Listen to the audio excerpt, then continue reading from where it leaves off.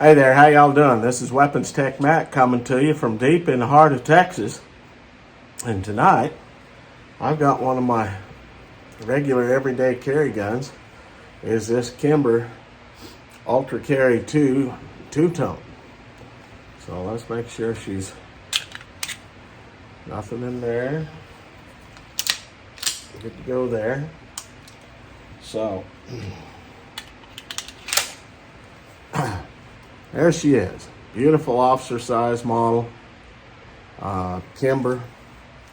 I've had this, I guess for about 6 months now. And of course I gave it a couple of months breaking in with about 200-300 rounds through it just to make sure that it was reliable, and it was. It took everything I shot. There was no problems with it. This is an extremely comfortable gun to carry in my Kydex that I got with it. And that's 7+1. Of course, you can get the 8+1 magazines. It'll be sticking out a little bit. And, you know, there's various other kinds of magazines for 1911s that will have a little extender on there, made by all kinds of folks. So finding magazines for this isn't really that hard. The problem is 1911 style magazines can run you into some troubles. If you're having problems with your 1911 running, the first thing you need to look at is your magazine. And so I'll either run Wilson Combat mags or Kimber mags in my 1911s. But let's take a closer look at this guy. Like I said, this is my everyday carry probably about 35% of the time. I also carry a Glock 32 and a Dan Wesson Vigil Commander. And my shield depends on the weather. If it's cold outside and I have a heavier coat than a bigger gun. In the summertime, you know, I have a Kimber Micro ESV 9. That's nice. But you know, whatever gun you carry, you need to make sure that you're familiar with it, familiar with the draw, familiar how it runs, familiar how it loads, sight picture, and all of that. So if you like to trade out your EDCs, make sure that you're familiar with each one of them and are, you know, a decent enough shot and decent enough to be able to handle a thing. But anyway, let's take a closer look at this guy. Now, you will see a little bit of holster wear on it because it is an everyday carry. It's got the wood grips. It's got some nice checkering on the grips, nice checkering on the back strap. One of the things that I wished it had, like my Dan Wesson, is some checkering on the front strap, but it's not that big a deal. This does not have an ambidextrous safety. It's just on the left. It has a Novak style sights. They're not night sights. However, you can put in night sights if you want, but these give you a pretty darn good sight picture. And like I said, you can change them out if you want to. I guess for what these things are going for, $750, $850. You'd figure maybe to come with some night sights, but yeah, these are pretty damn good. It comes with skeletonized trigger and hammer. Of course, you got your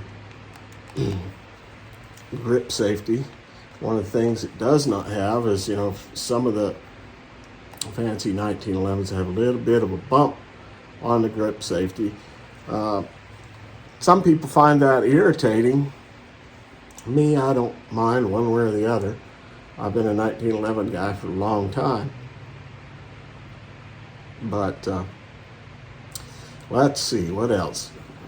Striations on the slide, easy to get a hold of. I mean, those things, you're not going to be sliding off there.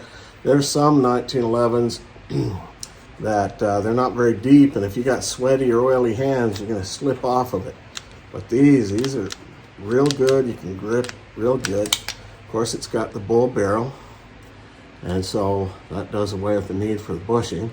Takedown's a little bit different than your standard 1911. You got put a little pin or paper clip up in there, and of course you've got your this also is slide release and a takedown pin. Same setup to take it down, except you got that little pin. You got to put either a pin or a paper clip in there rather than worrying about a bushing. But let's see what else about this guy. It is an officer size, so you're going to get 7+1. If you get the 8-round magazines, it's going to hang out the bottom.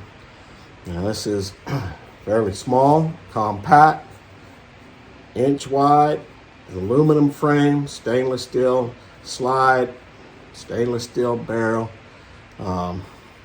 Doesn't weigh too bad. I'll get into the particulars of it in a minute. And I think that's one of the reasons why I find it so comfortable to carry. And this thing is really accurate. I enjoy shooting it. And it's a 45. It's going to be bringing a pretty good punch to it.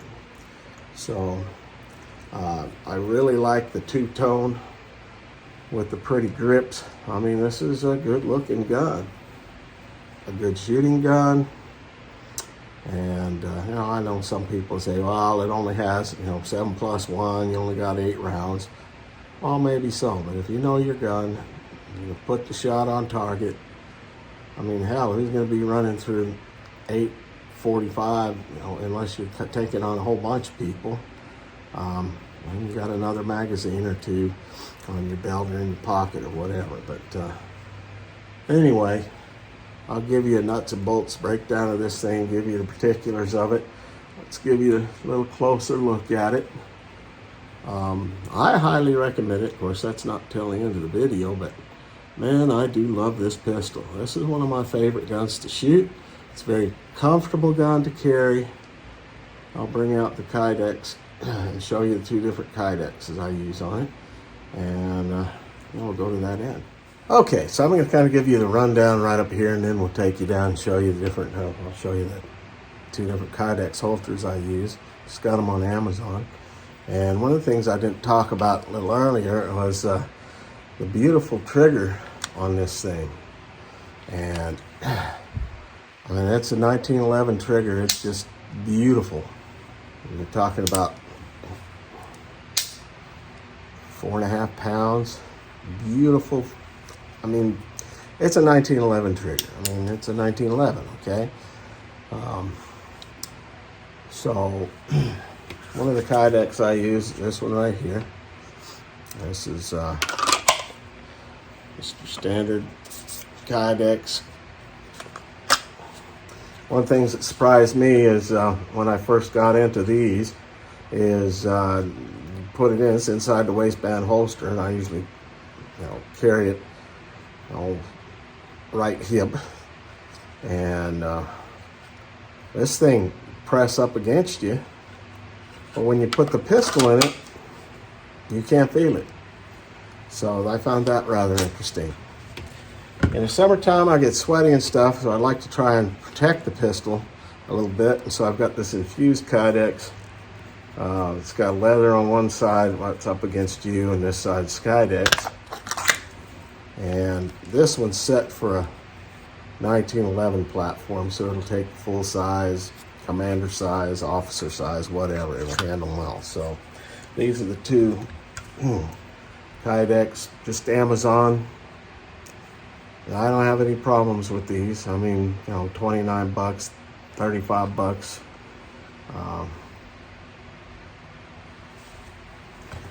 All right, so I'll give you some technical breakdown on this thing. The height is 4.75 inches. Weight, empty, is 25 ounces. Length, 6.8 inches from the end of the beaver tail to the front. Magazine capacity is 7+1. Recoil springs 18 pounds. It does have full length guide rod. The frame material is aluminum and finished in a satin silver. Width is 1.25 inches, just a tad little bit over 1.25 inches wide. Of course, like I said, it does have the bull barrel, so there is no bushing with this. Slide material is steel, finished in matte black brush polished. And so I'm wondering how this will hold up against holster and things like that. But, you know, barrel length is 3 inches. Stainless steel barrel, match grade barrel. Stainless steel match grade bushing inside. And the twist rate left hand 16. It does have a polished rim.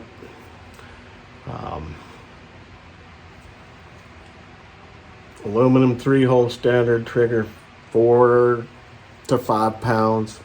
This one goes for about 4.5 pounds. So that kind of gives you the rundown on this thing.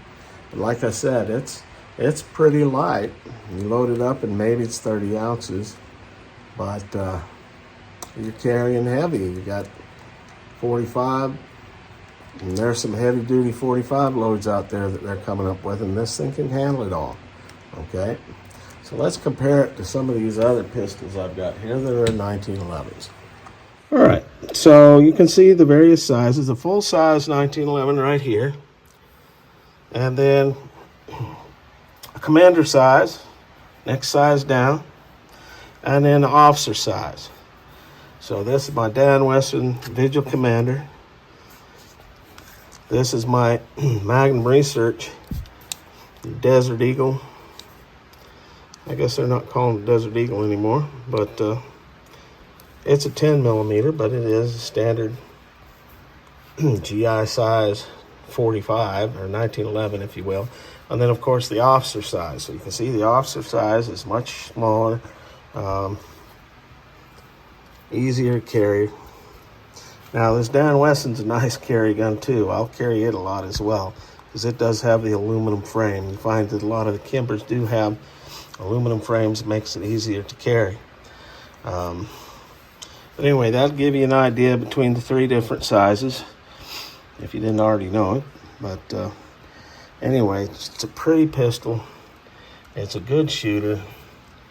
And yeah, I just fell in love with it as soon as I got it. This Kimber Ultra Carry II 45 ACP. See how she does.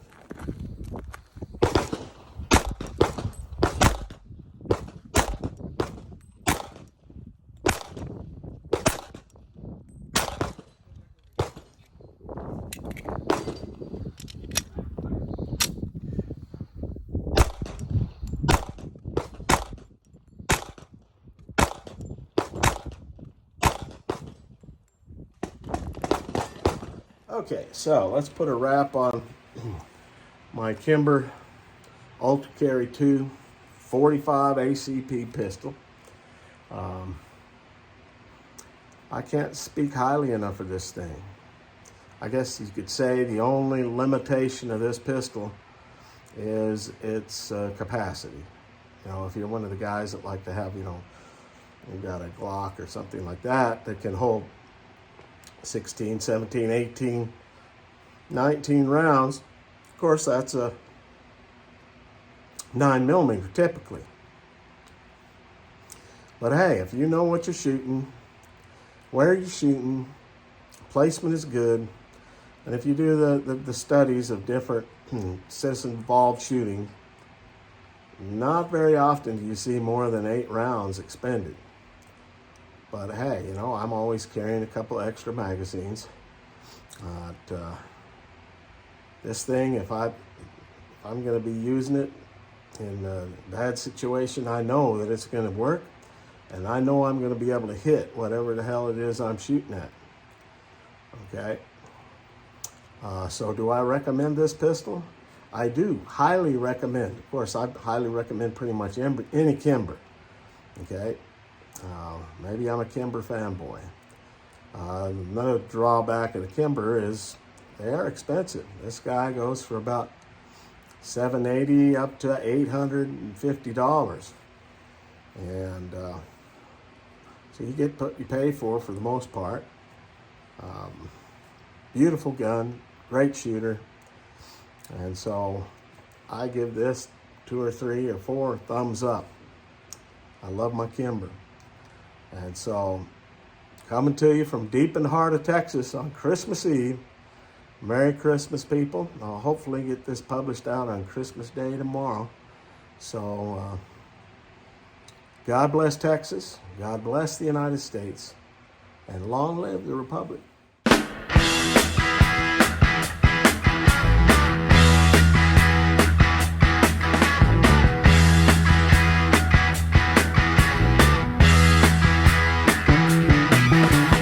Get your motor running, head out on the highway, looking for adventure.